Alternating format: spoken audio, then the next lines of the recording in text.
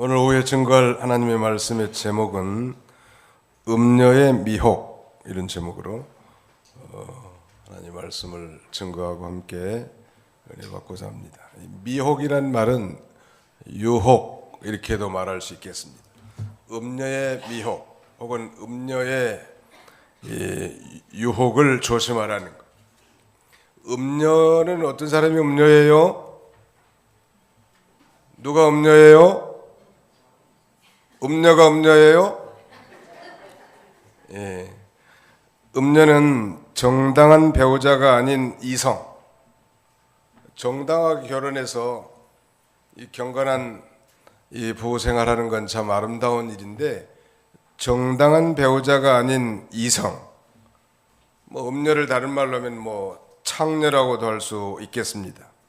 영어 성경에 보니까 strange woman, 낯선 여인, an immoral woman, 부도덕한 여인, adulteress, 음녀 이렇게 표현을 해놨어요. 아무튼 정당한 배우자가 아닌 이성을 조심하라는 거예요. 남자든 여자든. 나는 직접 가보진 않았지만 미국의 어떤 교회 강대상 앞에는 남의 남편을 빼앗아가지 말지니라 이런 게 붙어있다고 그래요. 그 반대가 아니고 남의 남편을 빼앗아가는 일이 많은 모양. 남자는 적은데 여자가 많은 모양이죠. 아무튼 시대가 악한 시대가 됐습니다. 서울시 한복판에서 소위 동성연애자들이 활보하면서 퍼레이드를 벌이는가 하면 이제 한국에도 머지않아 동성결혼이 합법화가 될 날이 가까운데 우리 믿는 사람들이 이걸 적극 대처해야 될 거예요. 앞으로는 그런다고 그러네. 이 동성 간에 결혼을 하는데 만약에 목사님이 주례를 안 서주면 감옥에 간다네. 큰일 났어. 빨리 죽어야 진단 가야지. 우리 자녀들이 잘생겼든 못생겼든 부자든 가난하든 많이 배우든 못 배웠든 그게 중요한 게 아니고 내 딸이 어떤 여자를 하나 데리고 와가지고 우리 결혼하겠습니다. 이런다면 참 기가 막히고 똥을 쌀 것 같아. 그래서 내 아들 내 딸이 다른 이성과 결혼한 것만 해도 감사한 시대가 됐단 말이에요. 지금 우리가 결코 이 동성 결혼 용납할 수 없어요. 아니 목회자 자격이 박탈된다 할지라도 그건 용납할 수 없을 것 같아요. 미국에는 그 결혼죄를 해도 그 주 정부에 말하자면 자격을 얻어야 돼. 그래서 결혼 자격증을 따야 결혼도 주례가 가능하거든요. 저도 미국에 가자마자 그걸 버지니아 정부로부터 결혼을 주례할 자격증을 받은 바 있는데 요새도 연락 오더라고요. 주례자가 필요한데 최 목사님이 혹시 주례 설치 있냐고. 아마 그게 이 정부에 이게 다시 리턴을 했는데도 아직 지워지지 않은 모양이에요. 나보고 결혼 주례 좀 하라는 거야, 미국에서. 근데 만약에 동성 간에 결혼하는데 주례를 서달라, 있을 수도 없는 일이죠. 아무튼 우리 한국에는 그래도 우리 믿는 그리스도인들이 정말 깨어서 이 동성연애, 동성결혼 이걸 우리가 단호하게 막아야 됩니다. 대단히 죄송하지만 이 박원순 현재 시장님은 굉장히 사람이 옆집 아저씨 같고 인자하고 참 부드럽고 좋은 분 같은데 이분이 미국에 와서 어떤 얘기를 했는가 하면 우리 대한민국이 동성 결혼을 합법한 아시아의 최초의 국가가 됐으면 좋겠다. 이렇게 말하신 분이 그분이. 그렇게 인자하게 생기고 그렇게 옆집 아저씨같이 친근하게 생겼지만 이 사상은 전혀 비성경적이란 말이에요. 근데 나는 도대체 동의할 수 없어요. 선거철이라 좀 민감하긴 하지만 그래도 잘못된 건 잘못됐다고 얘기해야 되지 않겠어요? 누가 가서 신고해도 괜찮아. 나는 할 말이 많은 사람이에요. 아니 아시아에서 동성 결혼을 합법한 최초의 국가가 됐으면 좋겠다는 게 말이나 되냐. 한국에서 직접 그러게 했으면 몰매 맞아 죽을 수도 있을 건데 미국에 와서 그런 얘기 했다. 요새 또 이 낙태죄의 합법성을 얘기하는데 여성분들은 뭐 어제 그런 사정이 있긴 하겠습니다만은 성경에는 이미 수정해서 잉태된 건 생명으로 취급하기 때문에 낙태를 하는 건 그 말하자면 생명의 결정권이 우리 엄마 아빠에게 있는 게 아닙니다. 정말 부모가 얼마나 힘들고 부모의 건강에 치명적으로 영향을 받을 때 그런 불가피한 경우도 있겠지만은 그러나 이 살아있는 생명을 죽인다는 게 말이나 되냐면 그건 살아있는 우리 어린 아기를 갈기게 찢어서 죽인 거나 전혀 다를 바가 없는 거예요. 낙태죄는. 아무튼 좀 본론에서 좀 비껴갔습니다만 한번 따릅시다. 음녀의 미혹을 조심하라. 예, 여기 본문에서는 이제 성의 정결을 지킬 것을 권장하는 내용인데 소극적으로는 음녀의 미혹을 경계하고 적극적으로 이제 15절로 23절까지는 가정의 정결을 지킬 것을 권하는 것입니다. 소극적으로는 음녀, 즉 정당한 배우자가 아닌 이성, 이런 사람들이 우리를 꼬이거나 혹시 거기에 넘어간 사람들이 있다면 회개해야 합니다. 그것은 이 큰 죄의 하나님 앞에. 그리고 그 결과는 오늘 본문에 다 읽었지만 비극적인 것입니다. 자, 우선 1절로 2절 한번 읽어주시죠. 1절 내 아들아 내 지혜에 주의하며 내 명철에 내 귀를 기울여서 근신을 지키며 내 입술로 지식을 지키도록 하라. 예, 여기 보면 지혜, 명철, 근신, 지식 이런 게 나오는데요. 거의 비슷하지만 아무튼 뭐 하나님의 말씀, 하나님이 다 지혜라. 우리 세상적인 이 정의를 말한다고 하면 그런 사물의 본질적인 뜻을 밝히는 능력, 또 사물의 이치를 빨리 깨닫고 또 처리하는 능력, 이런 걸 지혜라고 합니다만 지혜를 설명한다는 게 참 어려워요. 하나님의 말씀이 지혜라. 그 복음이 지혜라고 했습니다. 왜? 우리로 하여금 구원에 이르게 하는 능력이 있기 때문에. 십자가의 도가 구원받을 우리에게는 하나님의 능력이요 하나님의 지혜니라. wisdom이라고 하는 영어 표현은 같습니다만 지혜도 두 가지가 있거든요. 하나는 human wisdom, 다른 하나는 divine wisdom, 인간적인 지혜, 그리고 신적인 지혜. 여기서 말하는 지혜는 신적인 지혜, 하나님이 지혜고 하나님 말씀이 지혜고 십자가가 지혜고 우리에게 이 근본적인 문제를 깨닫게 해주니까요. 그 다음에 명철, 명철이라고 하는 건 discernment, 분별력을 가리킵니다. 선악을 분별하는 능력. 우리 아이들 유치부 유년주일학교 보내야 될 중요한 이유는 성경 말씀을 기초로 해서 선악을 분별하는 능력을 키워줍니다. 분별력이 뛰어나다. 하나님의 말씀에 근거한 분별력을 가져야 된다. 그 다음에 근신, 이 근신이라는 건 삼가 조심한다는 뜻이에요. 방종과 방탕의 반대는 말이에요. 그 다음에 마지막 지식, 이건 영어 성경에 보면 이 knowledge라고 이렇게 되어 있습니다만 하나님의 말씀을 깨달은 것, 이런 것에 주의하고 창념하라는 거예요. 귀를 기울이고 지키면 음녀의 미혹에 빠지지 않을 것을 우리에게 가르쳐 줍니다. 그래서 이 지혜를 사모해야 돼요. 잠언 3장 13절로 15절, 우리 청년부 라마나얏 청년부들만 한번 같이 읽어보세요. 잠언 3장 13절로 15절, 앞으로 한 장 넘겨서 잠언 3장 13절로 15절 시작.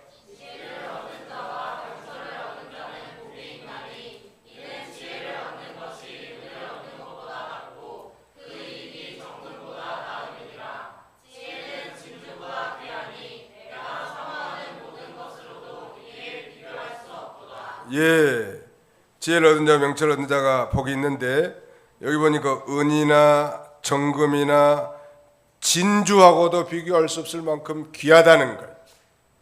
우리 아이들, 청년도 마찬가지지만 이 신앙생활하는 건 이 천조가리의 금덩어리, 천조가리의 은덩어리를 얻는 것보다 아주 진주 목걸이를 사는 것보다 더 귀한 것을 얻는 거예요.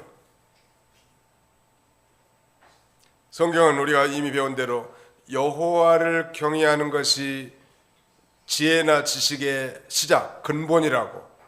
그런데 미련한 자는 이것을 멸시한다고 하지 않았습니까? 우리가 그렇게 이 금덩어리, 은덩어리, 진주덩어리를 구하고 사모하는 것처럼 하나님의 말씀을 사모하고 또 하나님의 지혜를 배워나간다면 우리가 이 음녀의 미혹으로부터 이겨나갈 수 있을 것입니다. 3절부터 6절까지 한번 읽어주세요. 3절로 6절. 3절 대저 음녀의 입술은 꿀을 떨어뜨리며 그의 입은 기름보다 미끄러우나 나중은 쑥같이 쓰고 두 날 가진 칼같이 날카로우며 그의 발은 사지로 내려가며 그의 걸음은 수월로 나아가나니 그는 생명의 평탄한 길을 찾지 못하며 자기 길이 든든하지 못하여도 그것을 깨닫지 못하느니라. 예, 음녀를 따라가면 고통과 죽음을 당하게 된다는 것인데 거기 보면 3절에 음녀의 입술은 뭘 떨어뜨린 것 같아요? 꿀을 떨어뜨리고 또 그의 입은 무엇보다도 미끄러워요? 음녀의 입술, 음녀의 입이 꿀을 떨어뜨리며 그의 입은 기름보다 미끄럽다는, 소위 남자를 유혹하는 감언 이설. 이 꿀은 달게 하는 것이고 기름은 미끄럽게 하는 것인데, 아무튼 아주 달게 말하고 미끄럽게 말하는 거, 느끼하다고 그러나요? 아무튼 이 술집의 여종업원들, 우리 사람을 사냥한다는 말. 자기 부인은 묵뚝뚝해도 말도 잘안하고 곰탱이 같은데 거기 가면 아주 예쁜 한복 차려입고 립스틱 짙게 바르고, 사장님 한 번도 들어보지 못했는데 사장님 부르는데 안 넘어갈 남자가 누가 있냐는 말.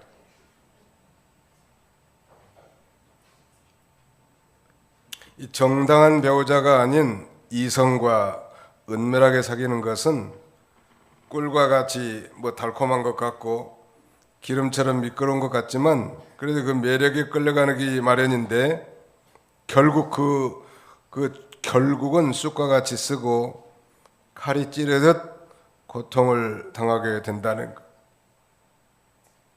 결국 음료의 유혹을 받는 길은 거기 이 5절에 그렇지 않습니까? 사지로 내려가며 수월로 나가나니, 수월은 죽음을 가리키니까 결국 이 음료 유혹을 받아 가는 길은 사망이고 음부란 말, 동의적 반복구인데 강조하기 위한 것.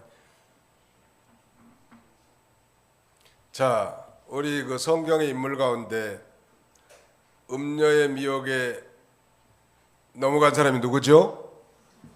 손이 세 개인 삼손. 또 음탕한 여인의 유혹에 넘어가지 않은 대표적인 인물은 누구죠? 요셉. 보디발의 아내가 좀 음녀에 있는 모양이에요. 자기 남편이 있음에도 불구하고. 이 시대는 예수님 말씀하신 대로 노아의 때와 소돔 고모라 시대와 같다고 했기 때문에 그만큼 결국은 이 음탕한 죄 때문에 망하네. 우리 중고등부나 청년부도 마찬가지. 이성 간에 이렇게 모이기 때문에 굉장히 경건함을 조심하지 않으면 자기도 모르게 그런 잘못된 이 죄에 빠기가 쉬운 것입니다.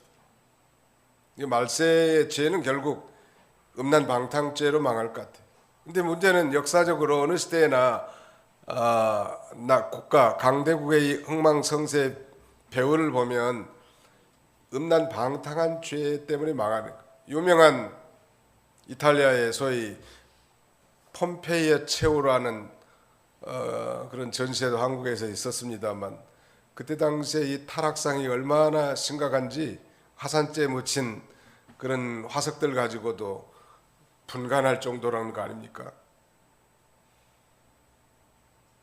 아무도 이 시대에 가장 경계해야 될 것 같아요. 우리 대한민국에도 지금 미투 운동이 곳곳에서 불어가지고 낙마하는 사람이 많은데 결국은 이 음행죄를 지으면 다 망하는 거예요. 한번 더 합시다. 음행죄를 지으면 다 망합니다. 다 망하는 거예요. 다 망한 줄만 알면 돼. 성경이 분명히 증거했지 않습니까? 이 마귀가 어떻게든지 문제는 경건한 성도들도 그런 죄에 미혹을 받아가지고 넘어뜨리게 하려고 하기 때문에 그래서 우리가 항상 깨어서 기도하는 거예요. 다윗이 얼마나 성군이요. 물론 옥상에서 뭐 발가벗고 목욕한 밧세바도 잘못한 것 같아요. 그 여자가 왜 하필이면 광에 들어가가지고 목욕하지 왜 옥상에 올라가가지고 다 보이는 데서 미혹을 감냔 말이에요. 그 전쟁터에 백성들과 부하들은 전쟁터에 나갔는데 다윗이 낮잠 자고 저녁쯤 저기 나무집 옥상집에 예쁜 여자가 목욕하고 있단 말이에요. 고무다라에다 목욕을 한 말이에요. 그러면 그만이지 또 자기 부하를 시켜가지고 데려다가 동침을 해버렸네. 동침을 해서 첫 번째 임신한 아이는 하나님이 죽였어요. 그 다음에 난 아들이 솔로몬이.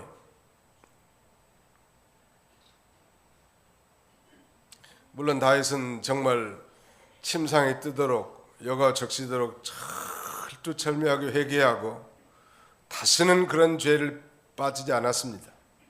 인생 말년에 젊고 예쁜 아비삭이라고 하는 이 동료를 붙여줬어도 동침하지 않았다고 성경은 증거합니다.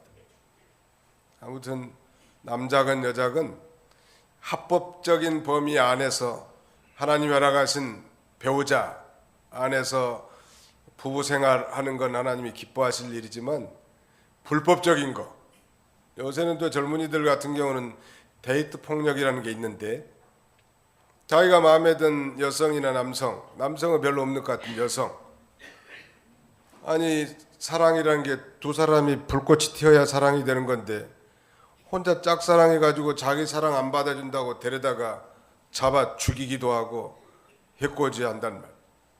아무튼 요새 젊은 사람들은 정신 바짝 차려야 된다. 정신 바짝 차려야 돼. 전 세계에 이 음풍이 지금 가득 차 있는 것은 이제 예수님이 재림할 때가 임박했고 이 세상에 심판받을 증거란. 아무튼 이 죄를 지으면 반드시 망한다는. 그렇다면 이 음료를 따라간 사람은 어떤 손해를 보게 되겠는가? 거기 9절부터 이제 이 12절까지 11절까지 나오는데요. 제가 한번 읽어볼게요. 보십시오. 가서 한번 읽어볼까요? 9절로 11절까지 시작. 두렵건대 내 존영이 남에게 잃어버리게 되며 내 소환이 잔인한 자에게 빼앗기게 될까 하노라. 두렵건대 타인이 내 재물로 충족하게 되며 내 수고한 것이 외인의 집에 있게 될까 하노라. 두렵건대 마지막에 이르러 내 몸, 내 육체가 쇠할 때 내가 한탄하여 말하기를. 거기까지. 여기 보면 첫째는 내 존영이 남에게 잃어버리게 된다. 이 존영이라는 말은 명예, 완전 명예가 바닥돼 버리죠.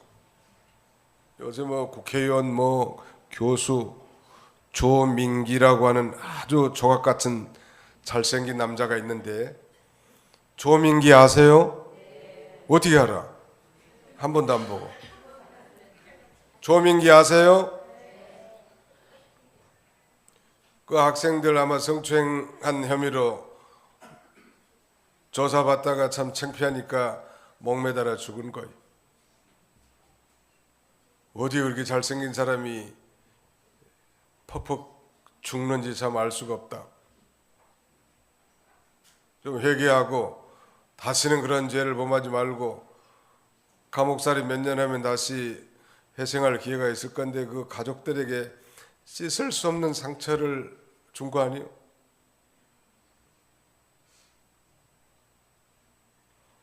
제 종씨 가운데 최암은 누구죠? 검찰총장 최암은 누가 있는데 최동 혁이 아니고 최동 옥이라고. 그래도 우리 종씨 가운데 참 인물 하나 났구나 이렇게 생각했는데 나중에 보니까 뭐 숨겨놓은 자식이 있다 그래가지고 바로 낙마해버리죠. 명예가 한순간에 실추돼 버린 거예요. 한순간이라. 다른 죄는 뭐 좀 용납이 좀 되지만 이 죄는 한번 범해서 밝혀지는 날에는 그 명예를 회복이 불가능합니다. 회복이 불가능합니다. 그러니까 아무튼 우리 청년들 아직 결혼하지 않은 분들이나 이미 결혼한 분들이나 나는 나이가 60 넘었으니까 괜찮아 그런 분이 계실지 모르겠는데 조심해야 돼요. 전에 제가 전도사 시절에 그 교회 여전도 회장님이 나이가 그때 한 60대 중반이나 됐을까요? 근데 이제 어느 집에 그 식모는 아니고 거기 일해주는 그 뭐라고 하는지 잘 모르겠네. 네? 가사도우미인가 아무튼 거기서 밥 해주고 영감 뒷바라지 해주는데 영감님이 일었으면 다리가 덜덜덜 떤대. 일었으면 다리가 덜덜덜 떠는데도 그 여전도 회장님 65세 정도밖에 안 된 여자에게 일본말로 히야카시를 던지더라는 거예요. 추파를 던진다는 거예요. 이 남자 조심해야 돼. 이 인간은 80 넘었으니까 괜찮겠다. 천만의 말씀. 아브라함은 100세 아들 낳았어요. 아무튼 이 남녀 간에는 조심하는 수밖에 없어요. 같이 잡고 있다 보면 익숙해지면 함부로 말하게 되고 감정이 교류가 되고 그러다 보면 죄 짓는 거예요. 예수 믿는 사람들 그 교회마다 이 중고등부나 청년부에서 이성 문제로 터져가지고 교회가 큰 분란이 일어나는 일들이 많고요. 아무튼 뭐 이건 누구든지 자신하면 안 된다. 언제든지 이 마귀가 그런 죄에 빠지게 한 순간 명예는 다 존영이 실추가 되고 두 번째는 수완이 잔인한 자에게 빼앗기게 될 거느라 목숨도 잃어버릴 수 있다는 거예요. 수명이 타인에 의해서 이제 잠포자에게 빼앗기게 될 수도 있고요. 세 번째는 이 명예와 수명뿐만 아니라 이제 재산도 빼앗기는 재물. 10절에 두렵건대 타인이 내 재물로 충족하게 되며 그랬는데 이 재물을 잃게 되는 거예요. 그 다음에 네 번째는 내 몸, 내 육체가 쇠약할 때 육체도 이제 병약해지는 거예요. 솔로몬은 부인이 몇 명이요? 솔로몬은 부인이 몇이에요? 아무튼 솔로몬이 정식 부인은 한 1000명 되고 그 다음에 사이드 부인들은 한 3000명 됩니다.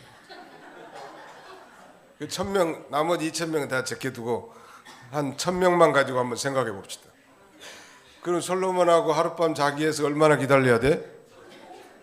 3년? 3년에 한번 자기 차례 돌아올까 말까에.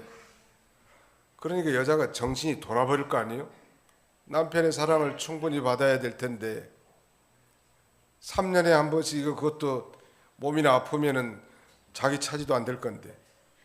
근데 솔로몬이 바로 타락한 이유는 이렇게 많은 여자들을 거느리고 그 여자들이 섬기는 우상들을 다 가지고 왔는데 여자들이 결국 미혹이 돼가지고 우상 숭배함으로 결국 범죄하고 그 결과로 이스라엘이 남북으로 갈라지는 거예요. 아주 비극적인 결말이 오늘 이 본문은 솔로몬이 기록하는 거예요.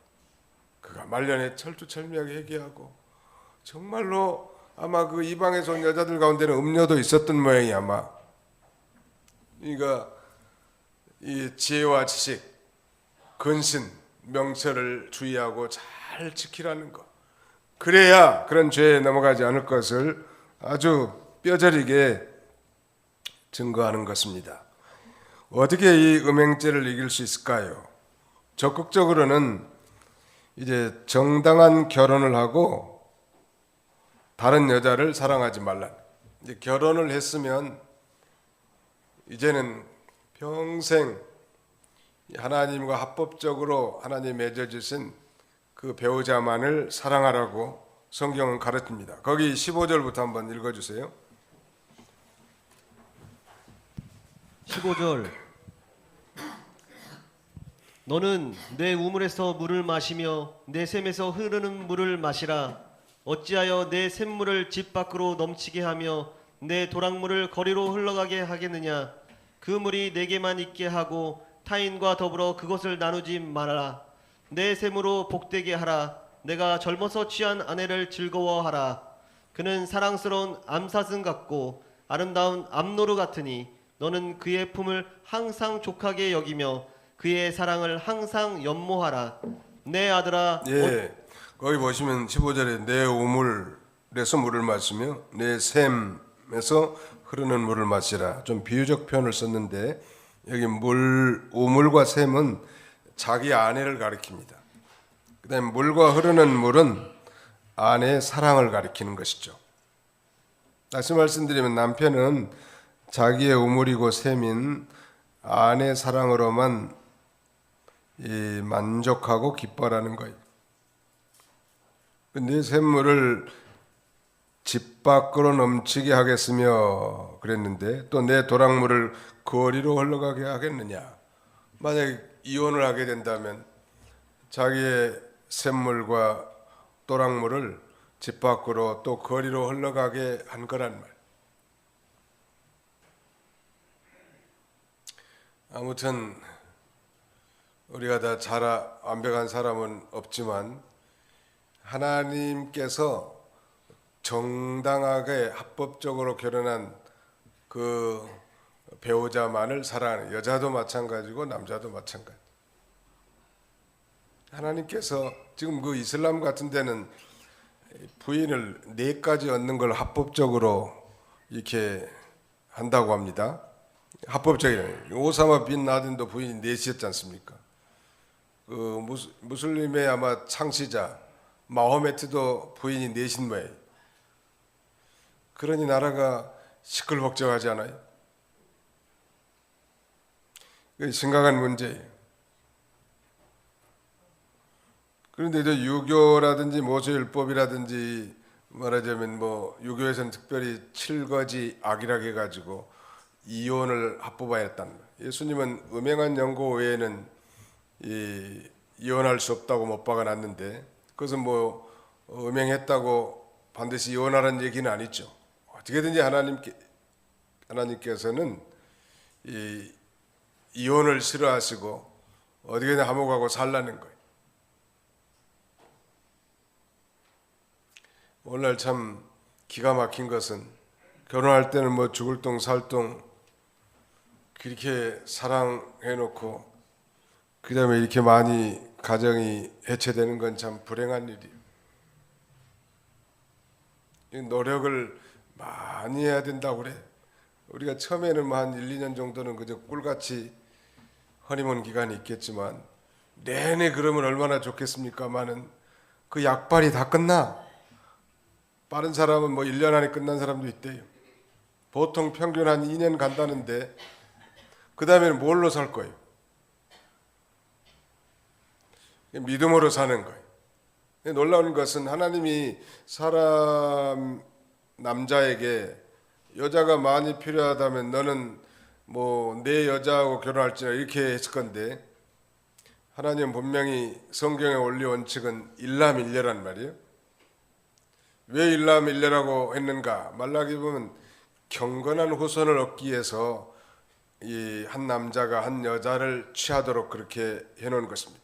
하나님이 정한 법대로 사는 게 최고 행복하고 또 하나님이 가르치신 교훈대로 지식대로 따라가는 것이 최고 행복하단 말. 그래서 저는 개인적으로 그렇게 생각이 돼요. 부부간에도 아내는 남편에게 좀 잘 보이도록 좀 잘 가꾸는 게 필요할 것 같고, 남자들도 이미 뭐 잡은 고기면 어디로 가겠느냐, 잡은 고기에는 밥을 안 준다네, 그런 식으로 하니까 문제가 생기는 거예요. 그리고 여자들도 신기한 것은 자기 남편 있을 때 화장도 좀 이쁘게 하고 좀 요염한 자태로 좀 미혹 좀 하지, 자기 남편한테. 집에서는 아무렇게나 몸빼 바지 입고 있다가 머리도 안 감고 밖에 나갈 때는 립스틱 그리고 화장을 한다는 말이에요. 나는 그게 지금도 이해가 안 돼요.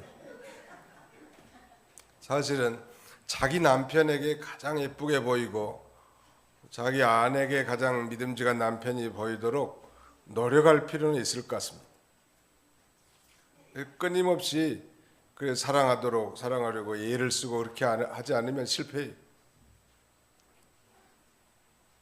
오늘 가정은 유지하고 있으면서도 마음으로 이혼해 가지고 한 지붕 두 가정으로 사는 집도 많아, 대한민국엔. 우리 믿는 사람들은 아무튼 서로 배려하고 서로 존중하고 그다음에 서로 사랑하도록, 이 꽃밭을 가꾸는 것처럼 가정을 가꾸지 않으면 힘들어요. 근데 많은 그 믿음 지키다가 천당 간 경건한 그 믿음의 선배들 보면 그 가정을 이 아름답게 가꾸려고 노력을 많이 하더라. 노력을 많이. 우리 뭐 결혼해서 자식 낳으면 다 자기 한 통속이 된 줄 알고 서로들 이 방치하고 노력하지 않는 게 잘못된 건데, 또 결혼하기 전에도 적어도 남자가 여자는 어떤 존재인지, 또 처녀는 총각이 어떤 존재인지를 좀 알고 결혼해야 되는데, 다른 것은 대학까지 나와서 공부를 많이 해놓고 자기하고 평생 살 남편, 남자의 생리도 잘 모르고 여성 동지의 생리도 잘 모르는 거예요. 그러니까 평생 시행착오 하면서 그렇게 사는 거 아니에요? 불행한 일이에요. 그러니까 오늘 우리 라마나요 청년부들 특송하셨는데, 아무튼 시집장가 가기 전에 남성학, 여성학은 통달하고 가야 돼. 아, 우리 남편이 이런 행동을 보니까 남성학 제 몇 페이지 몇째 줄에 이렇게 나왔더라, 이렇게 알면은 이해를 되는데, 세상에 이런 일도 있구나. 내 눈이 삐었지, 내가 어떻게 이런 인간과 결혼했었을까, 이렇게 생각하면 아주 곤란하다는 거예요. 이게 굉장히 중요한 거예요. 우리 장로님들이 한 번씩 돌아가면서 청년들 세미나를 좀 해주는 게 좋을 것 같아요. 남자가 어떤 존재인지, 또 우리 권사님들은 여자가 어떤 존재인지, 이런 것들도 좀 젊은 사람들에게 가르쳐 줄 필요가 있고요. 또 요새는 또 상당히 그 큰 교회에서는 결혼 예비 학교 이런 걸 만들어 가지고 시집장가 가기 전에 그런 걸 다 공부하고 가는데요. 이건 공부한 사람과 하지 않은 사람은 평생 결혼 생활에 엄청난 차이가 날 거라. 굉장히 중요한 거예요. 정당한 결혼을 하고 다른 여자를 사랑하지 말 것. 그 다음에는 젊어서 취한 아내를 즐거워하라는 거예요. 18절에 젊어서 취한 아내, 내 셈으로 복되게 하라. 내가 젊어서 취한 아내를 즐거워하라. 그는 사랑스러운 암사슴 같고 아름다운 암노루 같으니 너는 그의 품을 항상 족하게 여기며 그의 사랑을 항상 연모하라. 젊어서 취한 아내는 무엇과 같다고 했습니까? 사랑스러운 암사슴 같고 암노루 같다네. 아주 암사슴이나 암노루가 얼마나 참 무사기하고 온유하고 진심으로 남편을 사랑하지 않아요? 그 재혼이 처음보다 어렵다고 합니다.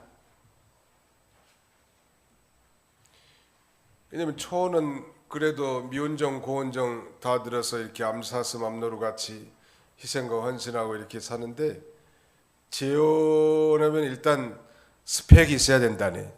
통장도 있어야 되고, 그러니까 뭐 재산이 있어야지. 집불도 없으면은 시집도 안 온대 재혼. 이제 뭐 그런 애틋한 그런 사랑 이런 거 가지고 하는 게 아니고 당장 현실의 문제라는 거야. 또 나이가 점점 많이 들면 서로 병들니까 물질이 필요하고. 이 재혼도 믿음 안에서 하나님 한 분을 바라보고 합법적으로 그 재혼하는 것도 아름다운 일인데, 아무튼 평생 결혼은 한 번만 하는 게 좋아. 이제 불가피한 경우에 이제 재혼하는데 그때는 믿음으로 하라는 거야. 믿음으로. 참으로 하나님을 향한 간절한 마음을 가지고 이렇게 결혼해야 할 것입니다. 아무튼 아무리 자기 부인이 악철할지라도 하나님이 자기를 만들기 위해서 그런 아내를 준 줄 알고 감사함으로 알고 그래서 또 자신을 만들어 나가는 거예요. 또 결혼 남자도 마찬가지예요. 총각 때는 막 마음이 태평양 같고 백마탄 남자를 내가 참 재수도 좋게 잘 만났구나. 그렇게 결혼했지만 어디 그러나요? 살아보면 다 좁쌀 영감탱이 같고 마음에 안 드는 구석이 한두 구석이 아니에요. 물건 같으면 차라리 바꾸기도 할 텐데 바꿀 수도 없고. 그래도 하나님이 저런 인간을 나에게 붙여서 나를 좀 땅의 소망을 그만두고 하늘의 소망을 갖게 하고 나를 만들려고 하시는구나. 잠깐이니까. 그렇게 하고 믿음으로 잘 사는 거예요. 결론. 자, 그러면 우리가 어떻게 살아야 될까요? 21절로 23절이 결론이에요. 21절로 23절 시작. 대저 사람의 길은 여호와의 눈앞에 있나니 그가 그 사람의 모든 길을 평탄하게 하시느니라. 악인은 자기의 악에 걸리며 그 죄의 줄에 매이나니 그는 훈계를 받지 아니함으로 말미암아 죽겠고 심히 미련함으로 말미암아 혼미하게 되느니라. 2절에 그러지 않습니까? 대저 사람의 길은 누구의 눈앞에 있어요? 하나님이 다 보고 계시다는 거예요. 음녀를 따라가는 것도 보시고 그 다음에는 음녀에게 미혹돼 가지고 비참한 것들 다 보신다는 거예요. 그래서 여호와 하나님께서 그 사람의 모든 길을 평탄하게 하시느니라. 이 말은 각주에도 있는 것처럼 헤아리시느니라 혹은 심판하시느니라 그 말이에요. 아무튼 하나님이 다 보고 계신 줄 알고 하나님 앞에서 해야 된다. 슬슬 여자들이 쓸데없이 말 많이 하고 그 다음에는 허점이 보이면 남자들이 무너뜨리려고 공략합니다. 내가 전에 얘기했잖아요. 외국에서 내가 들은 얘기인데 그 외국에는 이 다민족이 뭐예요? 미국 같은 나라만 해도 캐나다도 마찬가지. 그러니까 이게 음란방탕한 사회가 됐다 보니까 그 말이나 함부로 해쌓고 허점이 보인 여자들 뭐 차 한잔 하자고 하면서 잠깐 어디 나간 통에 그 약에다가 수면제인지 뭐 마취제인지 타버린다는 거 아니? 그래서 성폭행한다는 거. 이 절대 조심해야 합니다. 아무튼 낯선 사람들이 뭐 요구르트 주면 그건 받아 먹어서는 안 돼. 또 그 사람과 같이 마주 앉아서도 안 되겠지만 이 삼가 조심하지 않으면 안 되는 시대가 됐습니다. 지금은 적어도 지금은 조심해야 돼. 유부녀가 슬슬 말이나 함부로 하고 그 다음에 허점을 보이고 그러면 슬슬 건드려 보는 거예요. 건드려서 대꾸 나오고 그러면 아 이건 건수가 적게 나가는구나 하고 그 다음에는 이제 작업을 시작하는 거예요. 조용히 교회 다니고 자기 가정에 충실하고 이런 사람 건드는 게 아닙니다. 괜히 실실 곁눈질이나 하고 웃음 값싼 웃음이나 보이고 그러면요 딱 보고 있다가 타겟으로 삼는 거예요. 아 얘는 넘어가게 생겼구나. 그럼 이거 돌이킬 수 없잖아요. 명예가 다 실추되는 거. 수명이 단축되고 재물도 손해 나고 몸에 병도 나고 그래 나중에 일생 후회하다 죽는 거예요. 내가 어떻게 선생님 말을 안 듣고 하나님 말씀을 배반하다가 이 지경이 됐는고 비참하게 된다는 거. 22절에는 악인은 자기 악이 걸리며 그 죄의 줄에 매이나니 그는 훈계를 받지 아니함으로 말미암아 죽겠고 심히 미련함으로 말미암아 혼미하게 되느니라. 그랬습니다. 유다의 격언 가운데 욕망은 처음에는 거미줄처럼 보이지만 나중에는 밧줄처럼 너를 동여맬 것이다. 그런 말이 있는데 성경과 같잖아요. 악인은 자기의 악이 걸리며 그 죄의 줄에 매이나니 결국 그 줄에 매여서 똘똘말이 된다. 우리는 자 그럼 어떻게 살아야 될까요? 결론. 아무튼 지혜와 지식, 명철과 근신에 주의하고 귀를 기울여야 하는. 좀 더 쉽게 말씀드리면 하나님의 말씀에 주의를 기울이고 늘 깨어서 기도하고 합법적인 자리에 서라는 말이에요. 합법적. 그리고 뭐 천주총각 같으면 한 남자나 한 여자인 경우는 언제든지 1대1로만 교제해야 돼. 양다리 걸치면 안 되고. 뭐 유부녀하면 뭐 말할 것도 없겠거니와 뭐 정당하게 다른 사람과 헤어졌으면 또 사귈 수 있겠지만 이 사람하고 사귀고 저 사람하고 사귀고 그게 바로 음녀예요. 옳지 않다. 오늘 이 시대는 그야말로 음란한 시대가 됐습니다. 악하고 음란한 시대 지금.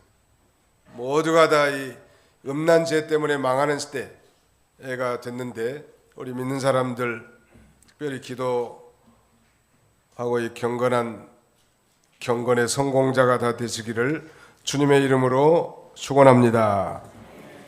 거룩하신 하나님 감사합니다.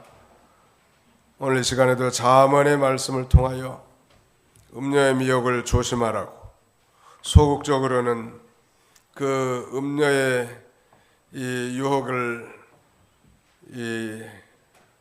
극복하고 적극적으로는 합법적인 참으로 가정 잘 지켜나가도록 우리를 권고하신 아버지 하나님, 이 시대가 모두가 다 음란 방탕해서 망하는 시대가 됐습니다.